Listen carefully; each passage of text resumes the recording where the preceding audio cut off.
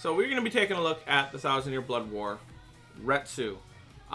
This is a day before she gets resurrected. I want to see how she plays. Before then, we got 5 focus, which honestly should have been attack, but this is done so long ago before we actually had concrete evidence which one was better, attack or focus. Or at least from the people I trusted back then, because I mainly watched content creators and people who tested it out back then.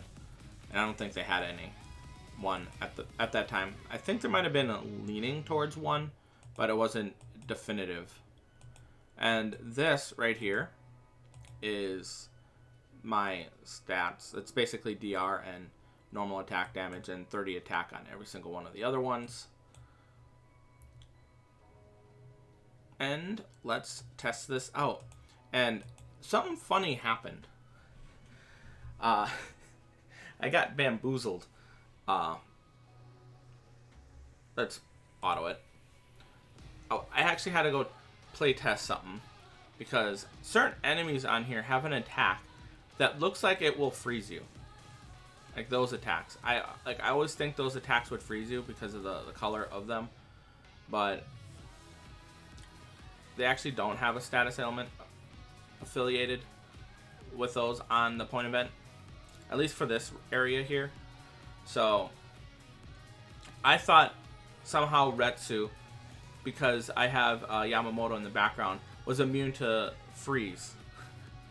So I had to go check, and I actually play tested another area, Enriched Droplet Zone, the one that's currently out right now. That one has a bunch of attacks that should either inflict weaken, I think weaken or poison, I can't remember, I think it's weaken.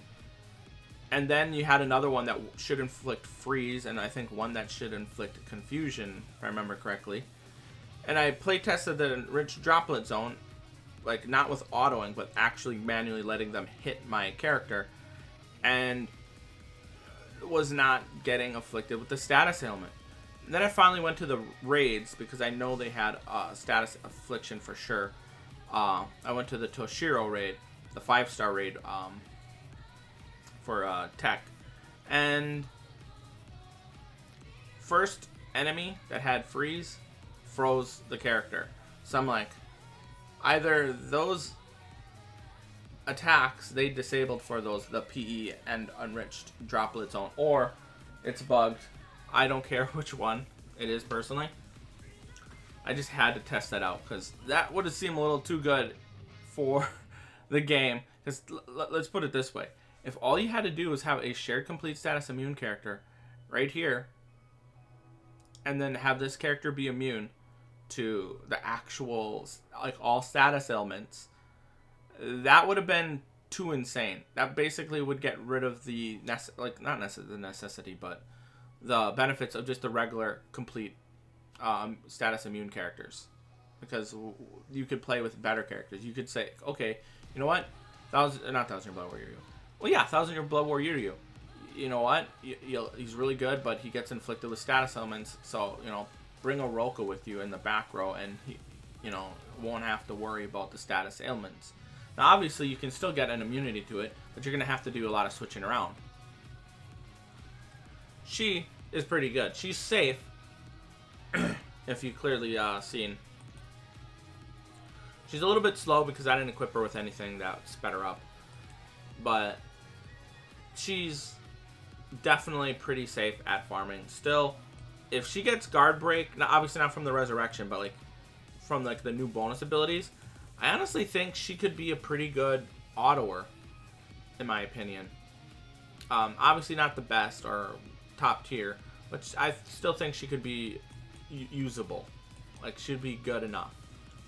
Because a lot of the reason why she takes a little bit of time doing stuff is because you gotta wait for her strong attacks to come back. Honestly, I'm wondering if it would actually be better to, well, actually no, because then you're losing the DR and some of the normal attack damage, which is her actual strengths. Maybe giving her 114 recharge, because another part of the problem is her second strong attack. Let's go to a retry. I'm not going to do another run. I want to keep this on the shorter side to test some things out on YouTube, but let's click her. Where is it? I think it would be here, right? Yeah, here. Her second strong attack is a heal. So that means she's not going to ever use that ability until she starts getting low on health. But I happen to have, I think, a Yuryu with her. So that means every time she transitions to a new screen, she's going to get healed. So she might not necessarily need it. And on top of that, some of the areas have a little green area that heals you. Like, I think every 2 screens. So the first screen, there's nothing. End of the second screen, there's like a little crystal thing that you break open, then it heals you a little bit.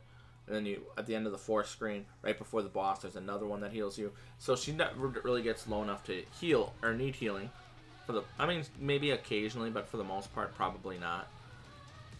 And her other 2 strong attacks are the only ones you use, and those are the ones that break the guard break. Otherwise, she's just wailing on them until she eventually wins. So that's why I'm hoping when they add the new bonus abilities for tier 20, they add guard break, because that will help this character and so many other characters, in my opinion. So that's pretty much it.